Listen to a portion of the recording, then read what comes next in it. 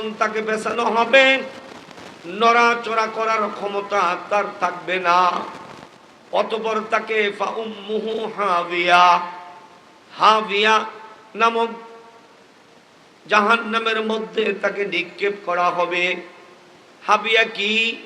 হাবিয়া হলো নারুন হামিয়া, জাহান্নামের প্রজ্বলিত একটা আগুনের এলাকার নাম হাবিয়া, যেখানে জাহান্নামের আগুন জ্বলতে থাকবে।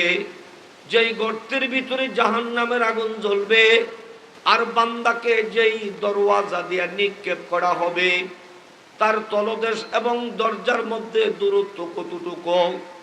মুফাসসিরিনে কিরাম লিখেন জাহান্নামের দরজা থেকে জাহান্নামের তলদেশটা একটা পাথর যদি কেউ নিক্ষেপ করে কত দূর পর্যন্ত পাথরটা উপর থেকে নিচে যাইতে কম পক্ষে ৭০,০০০ বছর লাগবে। অর্থাৎ লোকটাকে যখন জাহান্নামের ডান্ডা বেরি পড়াইয়া জাহান্নামের মধ্যে নিক্ষেপ করা হবে ৭০,০০০ বছরের রাস্তা অতিক্রম করিয়া ওই লোকটা জাহান্নামের তলদেশে যাইয়া পড়বে। কিভাবে জাহান্নামে পালাবে? ফাউম্মুহু হাবিয়া, উম্মু শব্দটা আল্লাহ এখানে ব্যবহার করেছেন। আমরা তো জানি উম্মু অর্থ মা, এখন মানুষকে জাহান্নামে পালাবে উম্মু শব্দটা কেন ব্যবহার করা হলো? মানুষের দেহের মধ্যে একটা অংশ আছে, এটাকে দেহের মা বলা হয়। মাথা হলো দেহের অংশ, বলে তার সমস্ত শরীরটার মধ্যে জাহান্নামের বেড়িটা পেঁচাইয়া দুনিয়ার কঠিন আসামিকে, বড় সন্ত্রাসীকে, বড় খুনিকে হাত পায়ের মধ্যে ডান্ডা বেরি লাগানো হয়। আর যারা জাহান্নামী হবে তারা হলে অপরাধী, ওই অপরাধীদেরকে ডান্ডা বেরি পরানো হবে। ডান্ডা বেরি পড়াইয়া জাহান্নামের শিকল দিয়া পেঁচাইয়া এমন ভাবে তাকে বাঁধা হবে যে এই শিকলের একটা অংশ এই দুনিয়ায় যদি নিক্ষেপ করা হতো পাহাড়গুলো পুড়িয়া দুনিয়াটা পুড়িয়া সারকার হয়ে যাইত, নিশ্চিহ্ন হয়ে যাইত, দুনিয়ার কোনো চিহ্ন থাকতো না। এমন বেরি পড়াইয়া জাহান্নামের দরজায় নিয়ে ফেরেশতারা তাকে এমন ভাবে মাথা নিম্নগামী করিয়া নিচের দিকে দিয়া পাগুলা উপরের দিকে দিয়া জাহান্নামের মধ্যে নিক্ষেপ করবে। ৭০,০০০ বছরের পথ অতিক্রম করিয়া লোকটা জাহান্নামের আগুনে পড়ে যাবে। যখন জাহান্নামের আগুনে পড়বে চতুর্দিক থেকে জাহান্নামের আগুন তাকে দাউ দাউ করে জ্বালায়া দিবে। প্রতিটা মুহূর্তে ৬,০০০ বছর শরীরটা জ্বলবে, কিন্তু আবার পুনরায় সুস্থ হইয়া যাবে।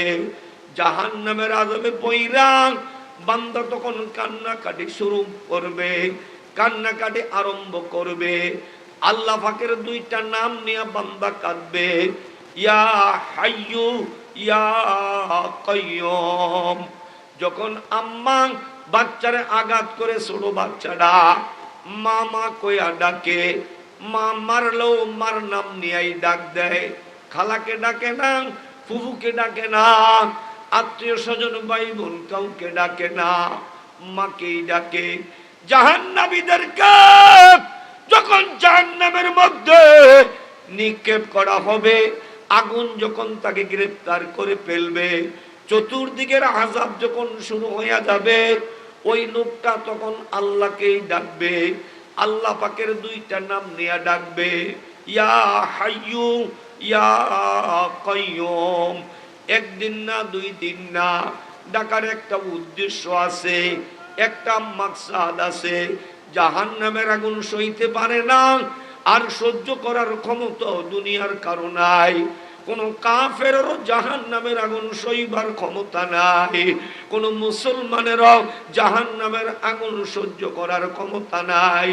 যেই জাহান্নামের আগুন হলো মানুষ আর পাথর, ওয়াকুদুহান নাস ওয়াল হিজারা, মানুষ আর পাথর।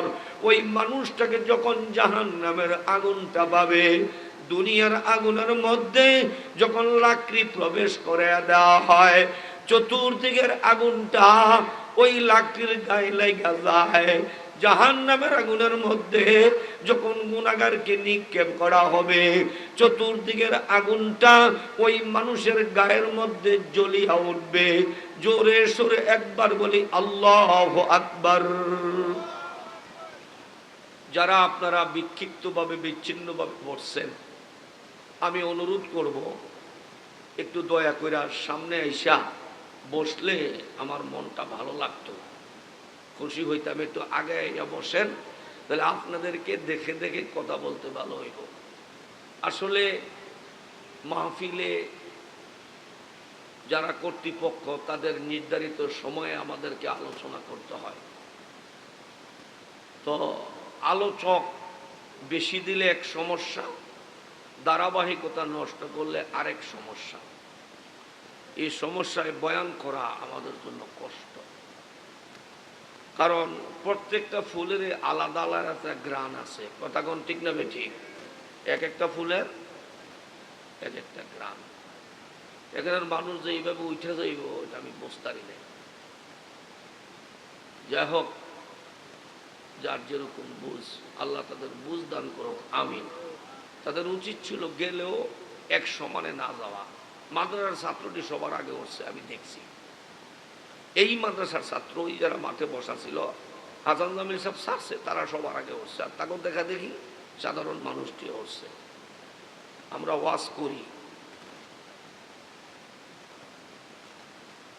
তাদের উচিত ছিল বসি, আসতে যাই, যা যাওয়ার প্রয়োজন সে যাবে, আপত্তি নেই। ঝাঁক বেঁধে যাওয়া এটা মাহফিলের জন্য বড় ক্ষতিকর। কথা কোন ঠিক নেই? তারা আস্তে আস্তে এক দুজন ঝাঁক বাঁধে ওয়াজ গেছে গা, তো ওয়াজ দিচ্ছেন কেন তো রাত করে?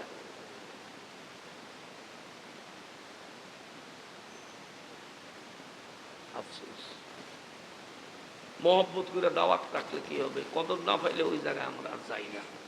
এই বছরে শেষ। আল্লাহু আকবার করুন। হাসান জামিল সাহেব শান্তিনা যাইবেন বসন্তপুর, আমি জানি। আমার ভাইরা, বাবারা, বন্ধুরা, জাহান্নামের আগুন বড় ভয়ানক। গুনার কারণে জাহান্নামে যারা যাবে ওখানে কাঁদবে, হাজারো লক্ষ বছর কাঁদলেও কোনো লাভ হবে না। কিন্তু জাহান্নামের ভয়ে যদি মাটির উপরে একদিনও কাঁদে, এক মুহূর্ত কাঁদে, হইতে পারে আমার আল্লাহ ওই মুহূর্তটারে কেন্দ্র কইরা 80 বছরের গুনাহ মাফ কইরা বান্দার নামটা জান্নাতের দপ্তরে তুলে দিতে পারে। ঠিক না বেঠিক? পারে না কি পারে না? তো বলতেছিলাম, যখন জাহান্নামে নিক্ষেপ করবে তার কান্নার একটা উদ্দেশ্য আছে। উদ্দেশ্যটা কি? সে আল্লাহর কাছে আবেদন করবে, দরখাস্ত করবে। প্রত্যেকটা জাহান্নামী কার কাছে দরখাস্ত করবে? 3টা দরখাস্ত করবে। এর মধ্যে 1 নম্বর দরখাস্ত, যখন আগুন তাকে গ্রেফতার করবে, কাঁদবে, ইয়া হাইয়্যু ইয়া কাইয়্যুম, ইয়া হাইয়্যু ইয়া কাইয়্যুম। একবার না, 2 বার না, 1 দিন না, 2 দিন না, 1 মাস না, 2 মাস না, 1 বছর না, 2 বছর না, একটানা 500 বছর কাঁদবে, 500 বছর, কিন্তু জবাব আসবে না। জাহান্নামের দারোয়ান যে থাকবে, ওই মালিক দারোয়ানও তার ডাকটা শুনবে, জবাব দিবে না। অথচ ওই বান্দাটা, যেই বান্দাটা 500 বছর জাহান্নামে গিয়া কাঁদল, এখনো মালিকের তরফ থেকে কোনো জবাব পাই নাই, মালিকের তরফ থেকে কোনো আওয়াজ পাই নাই। ওই মানুষটা যদি এই মাটির উপরে থাইকা কবরে যাওয়ার আগে নিজের জবানটা দিয়া আল্লাহ রে আল্লাহ বইলা একটা ডাক দিত, মালিকের যেই নামগুলো আছে, ওয়ালিল্লাহিল আসমাউল হুসনা ফাদউহু বিহা, যেই নামগুলো মালিকের আছে, ওই একটা নাম নিয়ে যদি এই মাটির উপরে থাকতে একবারও আল্লাহরে ডাক দিত, আমার আল্লাহ কমপক্ষে 60 বার জবাব দিত। সুবহানাল্লাহ। কি বুঝলেন? মাটির নিচে গিয়া 500 বছর ডাকলো, কানলো, জবাব আসলো না। আর মাটির উপরে থাইকা একবার যদি কেউ আল্লাহরে ডাক দেয়, আল্লাহু আকবার বল না, কারে ডাক দেয়? আল্লাহরে ডাক দেন তো আল্লাহ, আরেকটা ডাক দেন তো আল্লাহ, আরেকটা ডাক দেন তো আল্লাহ। আল্লাহ আপনি তো আছেন, তারা আমারে সাইরা চলে গেছে, কিছু মানুষ তো আছে, আমাদেরকে আপনি মাফ করে দেন। আর তো জোরে কন, আর তো জোরে কন। আমি মাটির উপরে একটা ডাক দিলে কমপক্ষে 60 বার জবাব দিতেন কে? আল্লাহ। কারণ আল্লাহ আমাদের নিকটে না দূরে? কথা কয় না, দূরে না নিকটে? ফাইন্নী করিব। কত দূরে? কত দূরে? বলে এত দূরে আমার আল্লাহ, আমার আল্লাহ আমার আমার শাহরগের থেকে নিকটে, মানে হাট যেখানে আছে আমার আল্লাহ সেখানে আছে। আল্লাহু আকবার। আল্লাহকে ডাকে, আওয়াজ দিয়ে জোরে ডাকলো শুনেন, মনে মনে ডাকলো শুনে, তিনি আমার মনের খবর জানে না কি জানে না। 500 বছর কান্নার পর মালিক ফেরেশতা ফিরা তাকাবে, হে আল্লাহর বান্দা, হে জাহান্নামী, তুমি কান্দো কেন? কেন আল্লাহরে ডাকছ? মাটির উপরে একবার ডাক দিলে স্বয়ং আল্লাহ 60 বার জবাব দেয়। আর জাহান্নামে গিয়া 500 বছর কান্নার পর এইবার একটা জবাব আসছে, তুমি কাঁদো কেন? বান্দা বলবে, আমি একটা আবদার করার জন্য 500 বছর ডাকতে আসি, একটা কথা বলার জন্য 500 বছর ডাকতে আসি, একটা দরখাস্ত পেশ করার জন্য 500 বছর ডাকতেছি। মালিক ফেরেশতা বলবে, কি সেই দরখাস্ত, কি সেই আবদার, কি সেই কথা তুমি বলো? তখন মানুষটা বলবে, হে মালিক ফেরেশতা, আল্লাহকে বলো না, আল্লাহকে বলো না, আমি আমার যেন মরণ হইয়া যায়, আমি মৃত্যু কামনা করছি। অথচ বান্দাম জমিনের উপরে মারা গেছে, ওয়াজাআত সাকরাতুল মাউত বিল হক, মৃত্যুর সাকরাত একবার সহ্য করে গেছে। বান্দা জানে মরার মতো কঠিন আর কোনো কিছু নাই, কারণ সাকরাত শুরু হয়ে গেলে 7 সমুদ্রের পানি খাইলেও কলজা ঠান্ডা হয় না। আরে বাবা, মৃত্যুর যাতনা এমন, মৃত্যুর কষ্ট এমন, মৃত্যুর পর 400 বছর আগে হযরত ঈসা আলাইহিস সালাম এক লোককে কবর থেকে দাঁড় করাইছে, কুম্বি ইজনিল্লাহ বইলা। তারপরে বলে, আপনি কে? মান আনতা ওয়া মা ইসমুকা, আপনি কে, আপনার নাম কি? ঈসা আলাইহিস সালাম কবরের কাছে গিয়া কুম্বি ইজনিল্লাহ বলছে, লোকটা দাঁড়াইছে, পরিচয় জানতে গেলে বলছে, আমার নাম শাম, আমি নূহ আলাইহিস সালামের সন্তান। এইবার নবীর পরিচয় পাইয়া ঈসা আলাইহিস সালাম বলতেছে, হে ভাই শাম, আল্লাহ পাক আপনাকে যখন জিন্দা করে দিয়েছে, আল্লাহর হুকুমে যখন মাটির উপরে আসছেন, আপনি যদি অনুমতি দেন আমি আপনার জন্য দোয়া করব, আল্লাহ যেন কিছুদিন থাকার অনুমতি দেয়। হযরত শাম আলাইহিস সালাম বলতেছে, ভাই ঈসা, আমি যদি কিছুদিন দুনিয়ায় থাকি, মালাকুল মউতের লগে আমার আর দেখা হবে নি। তখন শাম আলাইহিস সালাম এই কথা বলার পর সাইয়েদনা ঈসা আলাইহিস সালাম বললেন, হে ভাই শাম, তোমার একজন নবী হইয়া মালাকুল মউতকে এত ভয় পাও কেন? হযরত শাম আলাইহিস সালাম বললেন, হে ভাই ঈসা, আজ থেকে 400 বছর আগে আমার মৃত্যু বরণ করেছি, এখনো মৃত্যুর যাতনা আমার দেহের থেকে যায় না, মৃত্যুর কষ্ট, মৃত্যুর যন্ত্রণা আমার দেহ থেকে এখনো যায় না। 400 বছর আগে মারা গেছি, এখনো যাতনা আছে, কষ্ট আছে। এরপরেও আমি কেমনে বলি, আমি দুনিয়াতে থাকলে যদি আজরাইলের লগে, মালাকুল মউতের লগে আমার পুনরায় সাক্ষাৎ হয়, আমি এই দুনিয়ায় থাকতে চাই না।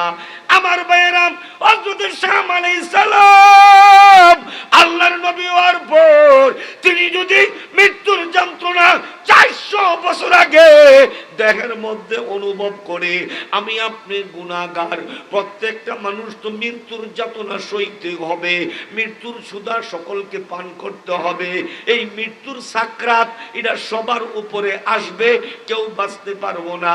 অথচ জাহান্নামে যাওয়ার পর ওই লোকটা বলবে, আল্লাহর কাছে বলো, 500 বছর কান্না কইরা তারপরে বলবে, আল্লাহর কাছে বলো আমার যেন মরণ হইয়া যায়। সে জানে মৃত্যুর যাত্রা অনেক কঠিন, মৃত্যুর যন্ত্রণা অনেক শক্ত, অনেক কঠিন।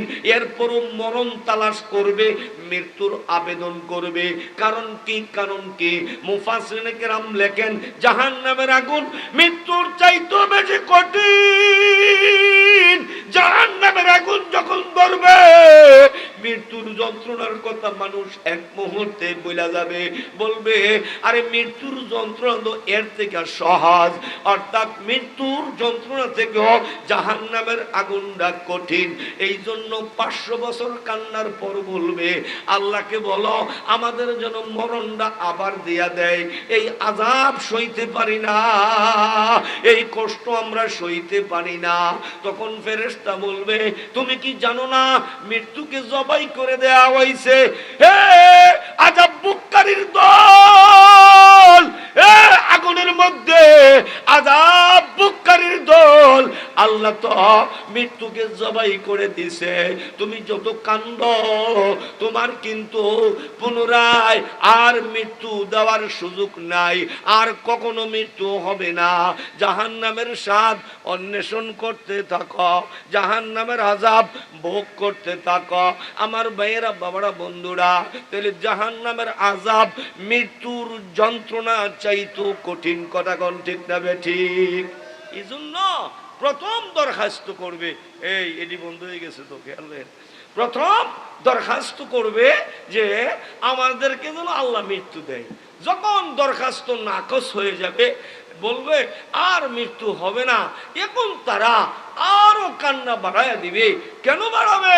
আরে যেই মৃত্যুর আবেদন একটানা 500 বছর ডাইকা তারপরে জবাব পাইলাম, আর মৃত্যুর আবেদন করলাম, এই আবেদন যখন নাকচ হয়ে গেছে তাহলে মৃত্যুর আবেদন করে লাভ নাই, আরেকটা আবেদন করি। তখন জাহান্নামীরা আবার আল্লাহকে ডাকতে আরম্ভ করবে, আবার কাঁদতে আরম্ভ করবে। এইবার ডাকবে, কাঁদবে, একদিন না 2 দিন না, আবার 500 বছর একটানা কাঁদবে। কাঁদার পরে পুনরায় আবার মালিক ফেরেশতা বলবে আবার হাউমাউ করে কাঁদছো কেন? বলো শোনো শোনো শোনো, আল্লাহকে বলো আমাদেরকে অল্প সময়ের জন্য এই আগুনের থেকে একটু দূরে সরায়া নিতে, একটু আগুনের থেকে সামান্য সময়ের জন্য আলাদা করতে। আমরা সইতে পারছি না, আমরা আর এই জাহান্নামের আগুন সহ্য করার ক্ষমতা হারিয়ে ফেলছি। আর কত জ্বলবো, আর কত জ্বলবো, আর কত সহ্য করব? আমাদেরকে সামান্য সময়ের জন্য ছুটি দিতে বলো, ফুরসত দিতে বলো, আগুন থেকে আলাদা করতে বলো, আবার জাহান্নামে ফালাক। তবু কিছুক্ষণের জন্য যদি মুক্তি পাই, একটু তো স্বস্তির পাইলাম, আমাদেরকে একটু স্বস্তির দিতে বলো। আস্তাগফিরুল্লাহ, আস্তাগফিরুল্লাহল আযীম। গুনাহগার এইভাবে জাহান্নামে কাঁদতে থাকবে, আল্লাহ ওই জাহান্নাম থেকে আমাদের মুক্তি দান করেন। আর তো জোরে বলুন না আমিন। আমার ভাইরা, বাবারা, বন্ধুরা, 500 বছর কান্নার পরে এইবার মালিক ফেরেশতা বলবে আবার নতুন করে কান্না শুরু করছো কোন আবেদনের জন্য? কয় প্রথম আবেদন তো বাতিল হয়ে গেছে, নাকচ হয়ে গেছে, দ্বিতীয় আবেদনটা গ্রহণ করুন। কয় দ্বিতীয় আবেদন কি? কয় 2 নম্বর আবেদন হলো, 2 নম্বর আবেদন হলো আল্লাহকে এরকম ভাবে মুক্তি দিতে বলো। বলে না না না, এই জাহান্নাম থেকে সামান্য সময়ের জন্য তোমাদেরকে বের করা হবে না। এখন জাহান্নামীদের কষ্ট বাড়বে নাকি কমবে? বুঝলেন? 1000 বছর কান্নার পর জবাব হইছে একটু সময়ের জন্য ছুটি দেওয়া হবে না। আল্লাহ আল্লাহ আল্লাহ। অথচ এই কান্না যদি মাটির উপরে কাঁদতো 500 বছর কাঁদতে হইতো না। 60 বছর হায়াত দিছিলেন আল্লাহ, মাঝে মধ্যে আল্লাহর ভয়ে কানলে আল্লাহ পাক ওই মাছের মাথা সমান পরিমাণ চোখের পানি দিয়া 7টা জাহান্নামের আগুন মুমিনের জন্য আমার আল্লাহ নিভাইয়া দিবেন। আল্লাহু আকবার। আমার ভাইরা, বাবারা, বন্ধুরা, দ্বিতীয় আবেদন যখন নাকচ হয়ে যাবে, এইবার বান্দা জাহান্নামের থেকে বাঁচার জন্য নতুন আরেকটা আবেদন জানাবে, আরেকটা আবেদন, আবার আল্লাহরে ডাকা আরম্ভ করবে, ইয়া হাইয়ু ইয়া কাইয়ুম, বলেন না ইয়া হাইয়ু ইয়া কাইয়ুম। আল্লাহ আল্লাহ আল্লাহ আল্লাহ, যদি জাহান্নামে যাই তোমার তো এই নামেই ডাকবো। আল্লাহ, মাটির উপরে এই নামেই তোমাকে ডাকছি। আল্লাহ, আমাদের সকলকে জাহান্নামের আযাব থেকে মুক্তি দিয়া দিও। সকলে বলুন আমিন। আমার ভাইরা, বাবারা, বন্ধুরা, এইবার বান্দা আবারও কান্না আরম্ভ করবে। একদিন নয়, 2 দিন নয়, 1 মাস নয়, 2 মাস নয়, 1 বছর নয়, 2 বছর নয়, এইবার বান্দা আবার 500 বছর কাঁদবে। এইবার মালাকুল মানুষের কান্না দেইগা এইবার দারোয়ান মালিক বলবে, আবার তোমরা এইভাবে কান্না কেন আরম্ভ করছ? বান্দারা বলবে, আল্লাহর কাছে একটা দরখাস্ত পেশ করার জন্য কাঁদছি। প্রথম দরখাস্ত নাকচ হয়ে গেছে, বাতিল হয়ে গেছে। দ্বিতীয় দরখাস্ত নাকচ হয়ে গেছে। এইবার 3 নম্বর দরখাস্তটা একটু আল্লাহর কাছে পৌঁছে দাও।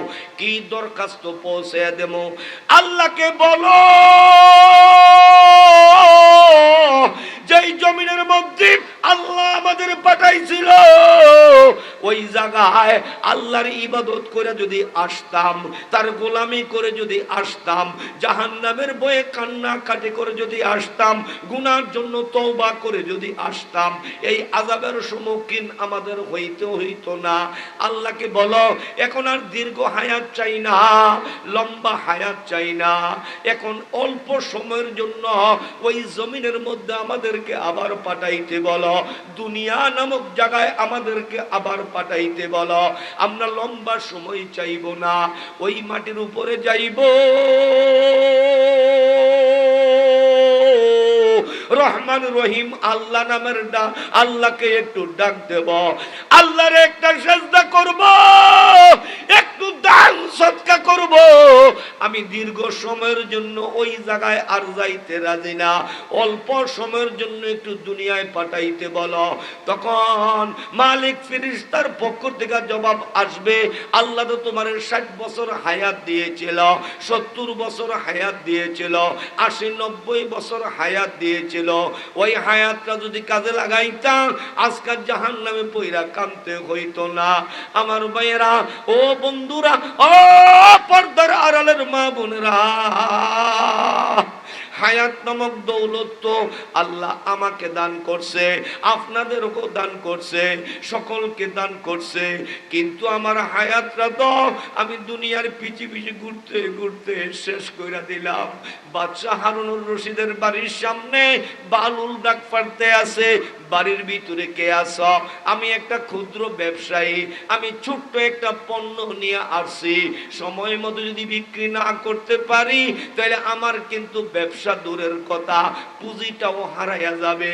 বাদশা হারুনুর রশিদ কয়, কে রে এমন পণ্য নিয়ে আমার ঘরের দরজার সামনে ডাকাডাকি করতেছে, সময় মতো বেচতে না পারলে তার পুঁজিটাও হারাইয়া যাবে। দরজা কইলা দেখে বালু দাঁড়ায়া রইছে, কান্দের মধ্যে একটা বরফের চাকা। ডাক দিয়া কয়, বালুল রে, কি বেচার জন্য এখানে আসছ? কয়, বাদশা, আমি তো বরফের চাকার ব্যবসায়ী, আমি বরফ বিক্রি করি। বাদশা, মুহূর্তে মুহূর্তে আমার বরফটা গইলা যায়। ও বাদশা, সময় মতো বিক্রি না করতে পারলে বরফটা পানি হইয়া গইলা যাইব, ব্যবসা দূরের কথা আমার পুঁজিটাও হারাইয়া যাইব। ও বাদশা, এই বরফটা আমার খরিদ কইরা লোকসানের থেকে বাঁচাও। ভাই, কি শিক্ষা দিলেন বাহলুল রহমতুল্লাহি আলাইহি? দুনিয়ার মানুষকে শিক্ষা দিলেন, ও দুনিয়ার মানুষ, তোমার হায়াত বরফের চাকার মতো দিন দিন গলে যাইতেছে, সেকেন্ডে সেকেন্ডে গলতেছে। এক সময় হায়াতের পুঁজিটা শেষ হইয়া যাইব। তখন যেই জান্নাত থেকে আসছি, যদি জান্নাতের ব্যবসা করে আবার রিটার্ন হইতে না পারি, তাহলে জান্নাতের মধ্যে আমার ঠিকানা থাকবে না, জান্নাতের মধ্যে আমার স্থান থাকবে না। এই জন্য আল্লাহর দেওয়া হায়াতের বরফটারে গলবার আগে নেক কাজের মধ্যে লাগাইতে হবে। কথা কোন ঠিক না বেঠিক? বার আমার বন্ধুরা আমার, এই জন্য বাঙ্গার সময় বাঙ্গা দুই একটা কথা বলে আমি শেষ করে দেব, আমি আপনাদেরকে বেশি কষ্ট দিব না। জোরে কোন আল্লাহু আকবার, একটু জোরে কোন আল্লাহু আকবার। অনেক সময় তো সুবহানাল্লাহ আলহামদুলিল্লাহ আল্লাহু আকবার বলতে বলতে আপনারাও কাহিল হয়ে গেছেন, আমিও বলতে আছি। সে যে আসরের পরে আইছে সব বক্তারা এই আপনাদের কয় সুবহানাল্লাহ জোরে কন, আলহামদুলিল্লাহ জোরে কন, আল্লাহু আকবার জোরে কন। আমরা জোরে কইতে কইতে কন হুজুর আপনাদের কইবেন 1 ঘন্টা, আমরা তো জোরে কইতে আছি 5 ঘন্টা, আর কয় ঘন্টা কম। ক্লান্ত হয়ে গেছে। একবার সুবহানাল্লাহ বললে একটা গোলাম আজাদ করার সওয়াব আল্লাহ আমলনামায় দিব। সুবহানাল্লাহ, আমিও পড়ি আপনারাও পড়েন সুবহানাল্লাহ। একবার আলহামদুলিল্লাহ বললে আল্লাহ তাআলা একটা ঘোড়া জিহাদের রাস্তায় দান করার সওয়াব দিয়ে দিবেন। আলহামদুলিল্লাহ বলেন, আলহামদুলিল্লাহ বলেন, আলহামদুলিল্লাহ। একবার আল্লাহু আকবার বললে একটা উট কুরবানির সওয়াব আল্লাহ আমলনামায় দিয়ে দিবেন। আল্লাহু আকবার। তাইলে বললে কোনো লস আসেনি। আর যদি 3টে একসাথে বলি সব 3টা বললাম সুবহানাল্লাহ আলহামদুলিল্লাহ লা ইলাহা ইল্লাল্লাহ আল্লাহু আকবার। এই 4টা কালমা আল্লাহর কাছে প্রিয়। বলেন না সুবহানাল্লাহ ওয়ালহামদুলিল্লাহ ওয়ালা ইলাহা ইল্লাল্লাহ আল্লাহু আকবার। আরে বাবা, এই যে বললাম যদি আল্লাহ কবুল করে লা ইলাহা ইল্লাল্লাহ বলছি না, এটা যদি মিজানের নেকের পাল্লাত রাখে আর গোটা দুনিয়ার সব পাপ যদি বদের পাল্লায় রাখে, ইনশাআল্লাহ নেকের পাল্লা আল্লাহ ভারী করে দিবেন। সুবহানাল্লাহ। আমলগুলা ছোট্ট, মিজানের পাল্লায় দামি। তাই কিছু আমলের কথা বলেই আমি শেষ করব। ও বাজানেরা, জাহান্নামের আগুন থেকে বাঁচার প্রয়োজন আছে নাকি নাই? কার কার আছে হাত উঠান। আল্লাহর একটা ডাক দেন আল্লাহ, আর একটা ডাক দেন না আল্লাহ।